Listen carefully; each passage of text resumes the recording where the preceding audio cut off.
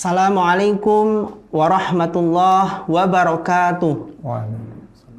Alhamdulillah, wassalatu wassalamu ala rasulillah wa ala alihi wa ashabihi wa man walah. Wa ba'd. Pemirsa Tarjih Menjawab yang insya Allah berbahagia, kembali lagi bersama saya Fadlur Rahman Rafif Muzaki pada acara Tarjih Menjawab, dan telah hadir bersama kita semuanya pada acara ini yaitu narasumber adalah Al-Ustadz Dr. Ustadi Hamzah. Assalamualaikum Ustadz. Waalaikumsalam warahmatullahi wabarakatuh. Bagaimana kabarnya hari ini Ustadz? Alhamdulillah sehat walafiat. Alhamdulillah. Alhamdulillah narasumber kita pada kesempatan kali ini sehat walafiat.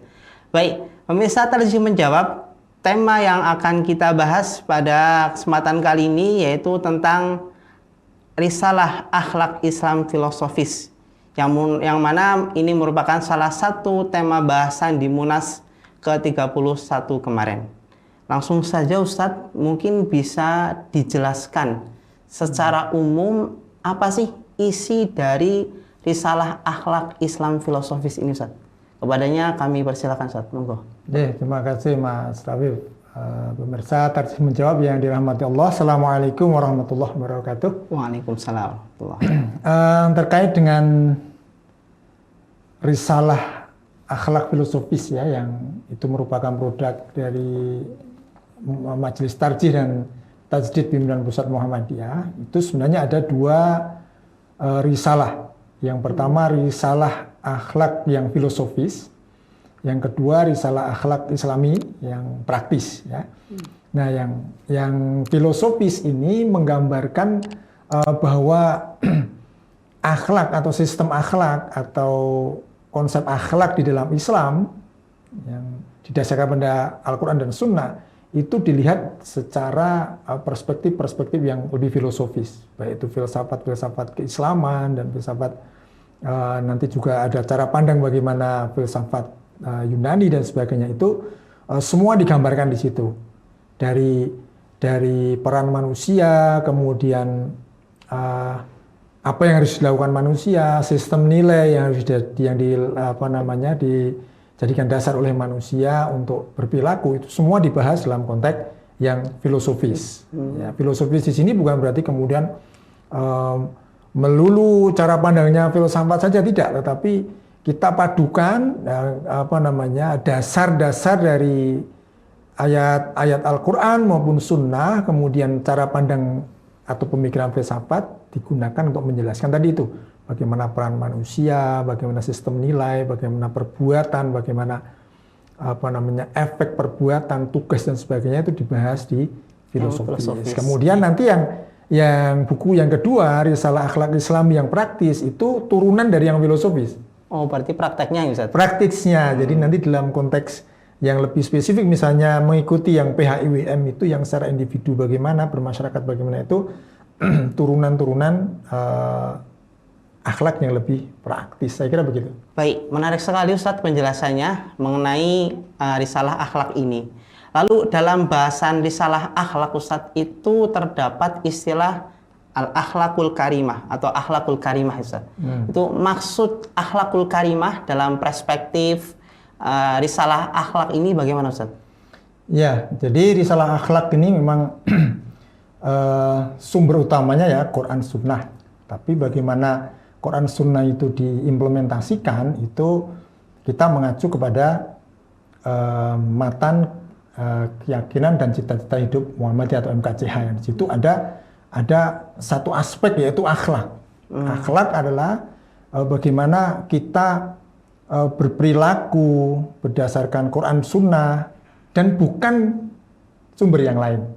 Artinya memang akhlakul karimah itu suatu perbuatan, suatu aktivitas ya, yang dilakukan oleh manusia berdasarkan sistem nilai, yang sistem nilai itu landasannya adalah Quran Sunnah, bukan yang lain. Dalam MKC kan bukan yang lain itu, jadi yang menjadi garis bawah. Sehingga konsep akhlakul karimah itu ya sistem perbuatan yang dilandasi oleh sistem nilai, yang sistem nilai itu sumbernya Quran Sunnah. Itulah yang namanya akhlakul karimah ya. Jelas tuntunannya dari Allah dan contohnya dari Rasulullah. Begitu. Itulah konsep akhlakul karimah. Nah, dalam buku yang pertama itu ditinjau secara filosofis itu bagaimana gitu. Secara teorinya mungkin. Betul, secara teorinya. Gitu. Baik. Menarik sekali. Artinya teori akhlak itu secara komprehensif dibahas di risalah yang pertama gitu, Ustaz. Betul. Oke. Ya. Baik. Menarik sekali pembahasan kali ini. Kemudian apa Ustaz yang membedakan risalah akhlak yang diproduksi oleh MTT dengan produk-produk yang lain, Ustaz? Mungkin ada ciri khasnya, Ustaz? Baik. Jadi ciri utama kita itu mengaplikasikan paradigma-paradigma yang ada di tarjih ya. Okay. Di situ ada aspek bayaninya, ada aspek burhaninya, ada aspek irfaninya. Ya, kita landasannya jelas teks Al-Quran dan Sunnah dan beberapa pemikiran ulama. Kemudian burhaninya kita libatkan perspektif-perspektif keilmuan yang ada terkait dengan perbuatan itu, misalnya psikologi, sosiologi dan sebagainya, kita libatkan di situ untuk menjelaskan bagaimana konsep akhlak itu. Kemudian aspek irfaninya bagaimana penghayatan akan nilai-nilai yang ada di Quran Sunnah yang kemudian diimplementasikan dalam bentuk perbuatan, tapi diteorikan. Nah, itu kita mengkonsepkannya, dasar utamanya adalah rahmah. Prinsip utama yang dipegangi dalam konsep akhlak itu rahmah. Bagaimana sifat atau keagungan Allah yang semuanya itu berpangkal pada rahmah, itu kemudian dikonsepkan, dilihat secara konseptual, kemudian dituangkan, dirumuskan dalam bentuk rumusan-rumusan yang lebih aplikatif, ya, perspektifnya juga luas gitu ya, tidak hanya dari teks saja. Nah, itu nanti yang menjadi dasar munculnya risalah-risalah yang lebih praktis. Nah, yang rohmah ini nanti itu kita perkuat dengan cara pandang yang burhani, bahwa kehidupan dunia itu baik, maka harus diisi dengan sesuatu yang baik, tapi landasannya jelas konsep rahmah, kerahiman atau rahman dan rahimnya Allah. Sehingga kita berbeda. Kita kalau dalam itu tidak hanya teleologisnya ya, tapi ada model deontologis lah mungkin. Ustaz. Kita jeda dulu sebentar, Ustaz. Sangat menarik pemirsa sekalian. Pemirsa Tarjih Menjawab, jangan kemana-mana, tetap bersama kami setelah pesan-pesan berikut ini. Pemirsa Tarjih Menjawab dimanapun berada, masih bersama kami dan narasumber kita, yaitu adalah Dr. Ustadzi Hamzah MAG. Kita akan melanjutkan pembahasan kita yang menarik ya, tentang risalah akhlak, Ustaz. Tadi mungkin bisa dilanjutkan, Ustaz, yang ciri khas atau pembeda antara risalah akhlak yang dari MTT dengan yang lainnya, Ustaz. Tadi. Baik ya. Tadi kita sudah memulai, di situ ada prinsip rahmah. Itu yang paling rahmat ya, rahmat Allah. Jadi Islam itu sebagai rahmah, kemudian Quran pun itu rahmat Allah ya. Berasal dari yang maha rahmah, yang maha rahman dan rahim. Nah, kemudian konsep itu kan diturunkan menjadi satu rumusan-rumusan, yang rumusan itu didasarkan pada satu cara pandang kita bahwa dunia itu baik. Jadi kita di Persyarikatan, di Muhammadiyah, dalam konsep teologi afirmatif itu dunia itu baik. Maka dunia itu harus diisi dengan sesuatu yang baik. Nah, untuk mengisi dunia dengan sesuatu yang baik harus ada konsep-konsep yang jelas. Teorinya jelas, pandangan filsafat atau filosofinya jelas, dituangkan dalam bentuk aktivitas-aktivitas yang jelas pula. Kemudian yang ketiga, karena dunia baik harus diisi dengan sesuatu yang baik, dan prinsip-prinsip yang baik itu tadi sudah dirumuskan di buku Risalah Islam, Risalah Akhlak Islam yang filosofis, maka kemudian yang ketiga, semuanya itu landasannya harus ihsan dalam berbagai hal. Ya, baik ihsan kepada Allah, ihsan kepada sesama manusia, ihsan kepada hewan sama al-makhluqat gitu ya. Jadi, tetapi itu kalau di risalah akhlak yang pertama itu dijelaskan secara teoritis, secara filosofis. Nah, baru nanti ketika di risalah akhlak yang kedua, rincian secara praktisnya itu apa? Kepada Allah rinciannya bagaimana, kepada manusia rinciannya bagaimana, kepada makhlukat rinciannya bagaimana. Dan itulah yang menjadi penciri utama bagaimana rumusan akhlak di kita, di Muhammadiyah, ya, di Majelis Tarjih, di MTT ini, dengan rumusan yang lain itu kita memadukan dari banyak perspektif, tapi menyatu menjadi satu konsep yang bangunan teorinya itu jelas, dan nanti diturunkan dalam bentuk aplikasi rumusan-rumusan yang sangat detail itu juga jelas, rujukannya jelas kemana begitu. Oke, menarik sekali pemirsa Tarjih menjawab pembahasan mengenai risalah akhlak ini. Kemudian dalam risalah akhlak Ustadz itu dijelaskan mengenai manusia sebagai ciptaan manusia, Ustadz. Manusia sebagai ciptaan manusia. Barangkali bisa dijelaskan, Ustadz, apa tujuan penciptaan manusia tersebut dalam perspektif akhlak, Ustadz? Ya, mungkin bukan ciptaan manusia saja, ciptaan Allah itu ya. Iya, jadi manusia itu sebagai ciptaan Allah sebagai bertugas sebagai manusia sebagai ciptaan itu. Mungkin begini, jadi yang namanya perbuatan itu perbuatan yang sifatnya baik itu syar'i maupun yang bukan, dalam konsep Islam itu subjeknya manusia. Jadi subjek utama, pelaku utama dalam keseluruhan perilaku yang ada di dunia ini itu subjeknya adalah manusia. Ya. Ada aktivitas misalnya binatang, tapi konteksnya manusia. Ada aktivitas-aktivitas alam lain, misalnya laut, udara, dan sebagainya, itu konteksnya juga manusia. Maka ketika manusia di sini posisinya sebagai khalifah, dia sebagai subjek, maka orientasi atau sasaran utama konsep akhlak ini juga kepada manusia. Nah, oleh karena itu, maka melengkapi tadi ya, ciri khas bagaimana konsep akhlak di kita, di persyarikatan itu, konsep akhlak yang subjeknya manusia itu sebenarnya kan satu rangkaian utuh ya dari tiga konsep. Yang pertama, Allah sebagai khalik, manusia sebagai makhluk. Maka pertanggungjawaban perbuatan manusia kepada Allah dikonsepkan dalam bentuk akhlak. Antara khalik, makhluk, dan akhlak itu wazannya sama. Kholako, gitu ya. Kholako. Jadi itu satu rangkaian, satu kesatuan utuh yang tidak bisa dilepaskan. Artinya konsep akhlak yang di sini manusia sebagai subjek itu harus terikat dengan yang lain, terikat dengan Allah, kholik, dan terikat dengan perbuatan manusia terhadap manusia lain atau terhadap makhluk lain. Maka disinilah esensi perbuatan yang diteorikan atau aktivitas yang dikonsepkan dalam risalah akhlak itu pusatnya manusia. Oh iya, iya. Jadi bukan makhluk lain, tapi pusatnya manusia. Oh, yang berhubungan langsung sama kholik gitu, Ustaz. Betul. Jadi kholik, makhluk, ada akhlaknya. Ya, oke. Jadi, baik, Ustaz. Berarti rumusannya begitu. Oke. Satu kesatuan kata antara kholik, kemudian makhluk dan juga akhlak itu sendiri, Ustaz. Namun apakah definisi akhlak yang dibangun oleh Majelis Tarjih dan Tajdid ini sesuai dengan definisi-definisi yang sudah diberikan oleh ulama-ulama klasik, Ustaz? Ya, berkenaan dengan akhlak ini. Ya, sesuai karena kita merujuknya juga kepada ulama-ulama klasik.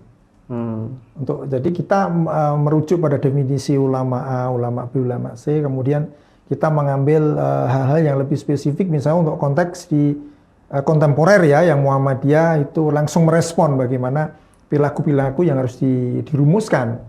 Nah, di sini ada pengayaan, ada proses istihad dalam konsep ya. Definisi mungkin kita mengambil dari beberapa ulama atau ilmuwan-ilmuwan sebelumnya, tapi kita tidak hanya sekedar mengambil begitu saja, tapi kita diolah, memberikan pengayaan, memberikan tambahan-tambahan yang memang relevan dengan konteks perbuatan manusia. Sekarang yang itu diteorikan. Oke, baik. Kita jeda dulu sebentar, Ustaz. Pemirsa Tarjih menjawab, insya Allah kita akan kembali lagi setelah pesan-pesan berikut ini. Baik, pemirsa Tarjih Menjawab dimanapun berada, kembali lagi bersama kita dalam acara Tarjih Menjawab. Kita melanjutkan pertanyaan Ustadz, karena tema ini tema yang menarik, maka tentunya akan banyak pertanyaan. Dan mungkin ini juga pertanyaan yang terakhir Ustadz. Menurut Ustadz sendiri Ustadz, dengan adanya risalah akhlak ini, apakah kira-kira mampu memberikan solusi dengan banyaknya problem akhlak di era modern ini Ustaz? Terutama mungkin kepada pemudanya Ustaz. Apakah dengan adanya risalah ini bisa menjadi solusi dari problem-problem akhlak sekarang ini? Gitu Ustaz. Ya, baik, terima kasih. Kita merumuskannya itu memang punya orientasi-orientasi ke depan ya. Jadi kita sudah mempertimbangkan, memikirkan bagaimana persoalan-persoalan kekinian yang kemungkinan akan muncul. Oleh karena itu, hadirnya risalah akhlak Islami, perspektif filosofi ini bisa memberi landasan untuk memberikan solusi persoalan-persoalan akhlak yang barangkali akan muncul di kedepannya, karena kita sudah mengantisipasi dengan berbagai perspektif tadi yang kita hadirkan. Tetapi karena apa ya, sesuatu itu kan belum terjadi ya. Kita sudah bisa mengantisipasi. Nah, disinilah kita mungkin perlu ada kajian-kajian lanjutan ya.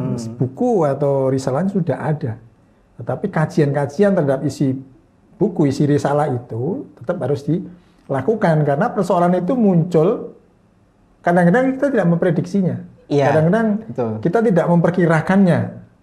Nah, fenomena-fenomena baru yang muncul yang perhitungan kita sebenarnya sudah fix, tetapi muncul ternyata tidak terduga-duga. Maka disinilah kajian-kajian tentang risalah akhlak yang lebih filosofis tadi itu sangat penting dilakukan. Maka ya, munculnya akhlak ini sebenarnya harapannya menjawab persoalan-persoalan akhlak, persoalan-persoalan perilaku manusia yang merespon perkembangan zaman sedemikian rupa. Itu kita bisa mengantisipasi kemudian memberikan solusi.